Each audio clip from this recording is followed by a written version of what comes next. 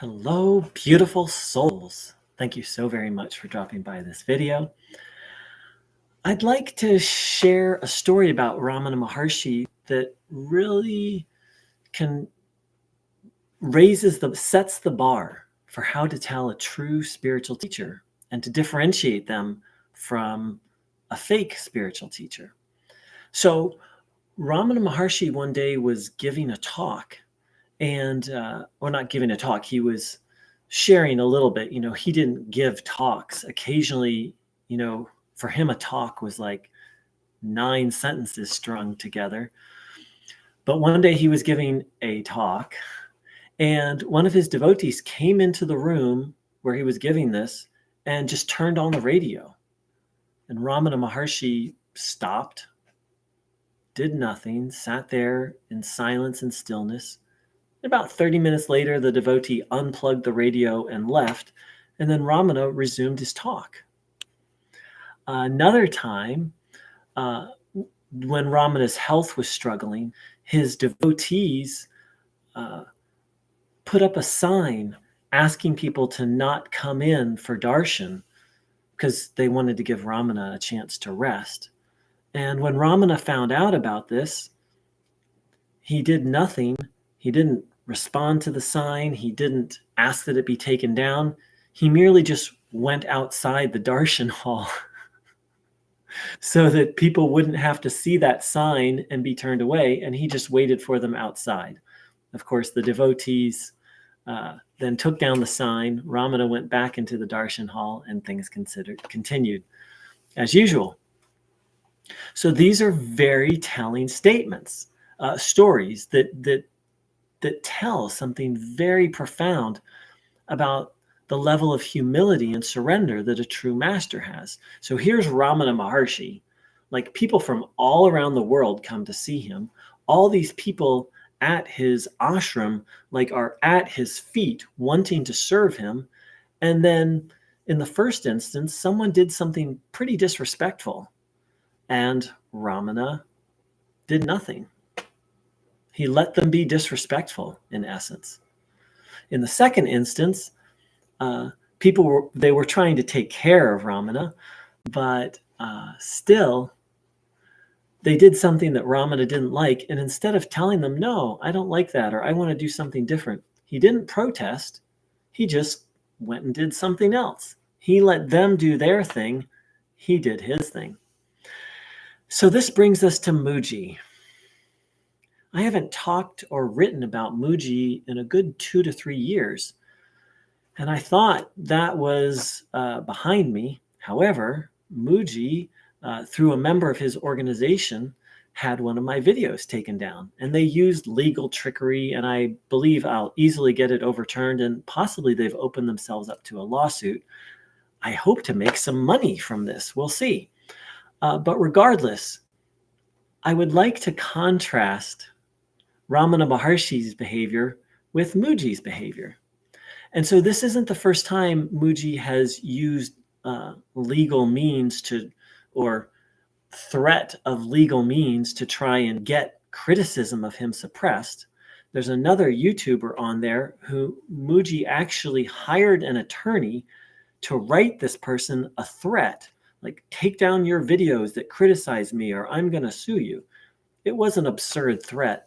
And of course, the person kept talking. In my case, Mooji didn't hire an attorney to threaten me. He made a complaint to YouTube, which I believe and my attorney believes is unjustified and false, and YouTube took the video down.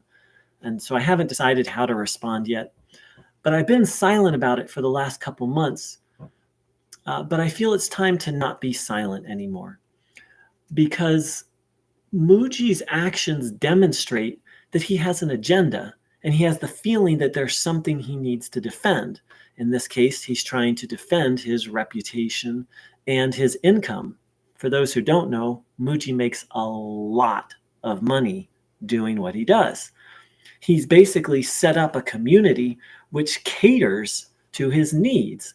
And if the allegations are true, and I've partially confirmed, I've personally confirmed that Mooji, at least once, and I'm skeptical that it was at least once, has sex with his students.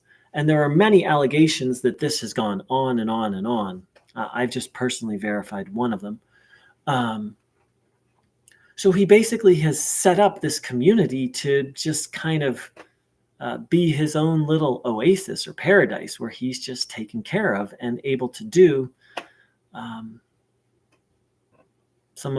apparently some very horrible things. So, but it gets even more disturbing because, as some of you know, there have been 3 suicides at Mooji centers or ashrams. That means students of Mooji who have gone there have actually killed themselves, taken their lives at his centers. And apparently there was a 4th attempt recently. And when someone brought this up in satsang, Mooji got angry and defensive. And I'm going to post below the video to where and shut that down. So in the fourth, I don't know if it was the 3rd or 4th, the person just followed some of Mooji's instructions that they heard at his satsang, and Mooji got very angry. You can watch the video yourself, and very defensive. It's very telling. If one of my videos or something I did in any way contributed to someone taking their life, not only would I be heartbroken, but if someone came to me and complained about it, I would fucking listen. Not try and shut the person down. So I'm not going to say any more. I'll let you take a peek at that video yourself. There'll be a link posted below. And it feels yucky to talk about Mooji. It feels yucky to talk about a specific teacher. I've been very content and happy to talk about Neo-Advaita, pseudo or fake non-duality, and to help people recover from that. And Mooji's now done something that's impacted me personally. And there's more to it. I'm starting to receive harassment via email from some Mooji devotees, but I'll save that for another video. So all of this is very telling.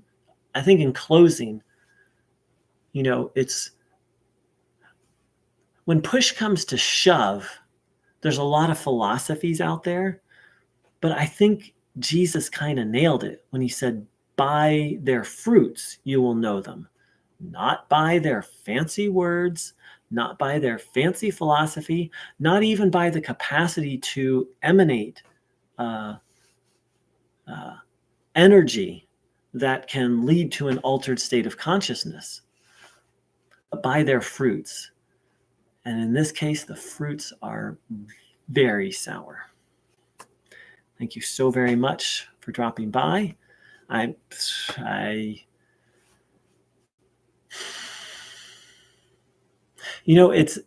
the world we live in. The world we live in on a variety of levels is just impure.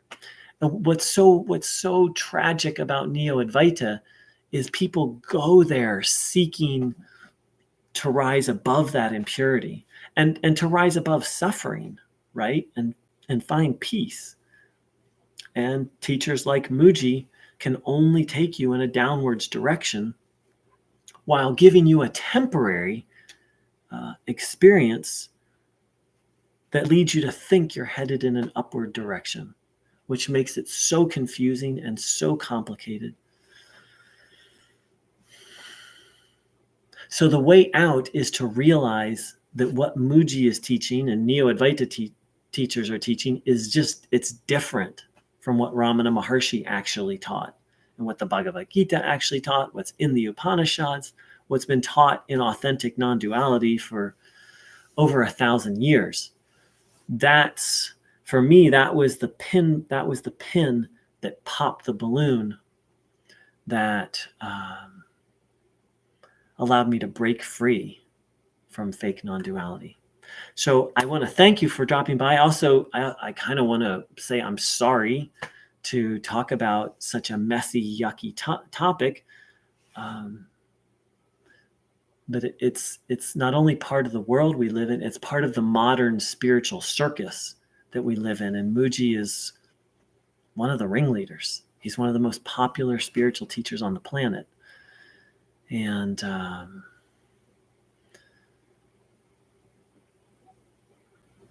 I'm sad to be bringing up this yucky topic again. And here we are. Thank you so very much for dropping by. I wish you a blessed, blessed day. Take care.